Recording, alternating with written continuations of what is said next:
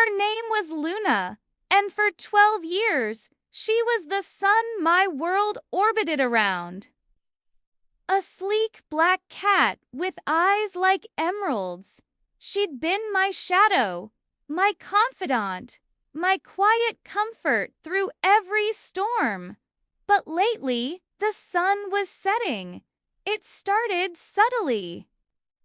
A mist leap onto the counter, a hiss when I touched her back. I dismissed it as old age. Just her getting a bit grumpy in her golden years. Then she started hiding. My social butterfly, who used to greet every guest, was now a ghost, melting into the darkest corners of the house. The vet trips began.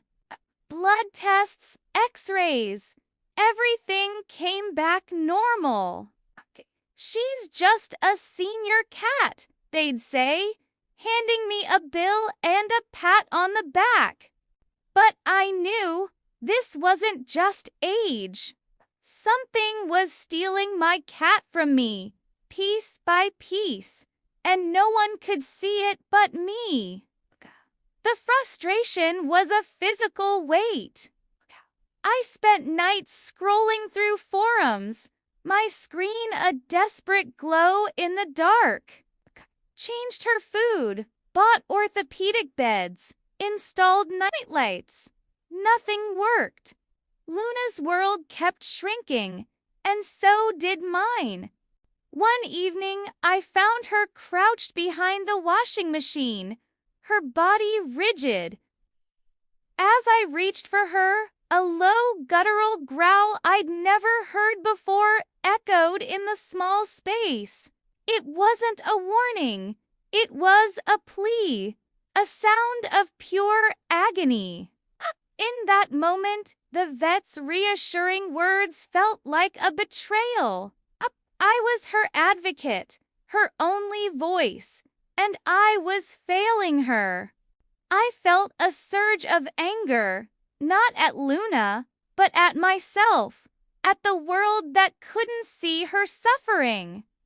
I scooped her up, ignoring the pain in her cry, and rushed her to the emergency vet, determined this would be the last time we left without an answer. Under the harsh fluorescent lights of the clinic, a new vet, younger and more attentive, did something different.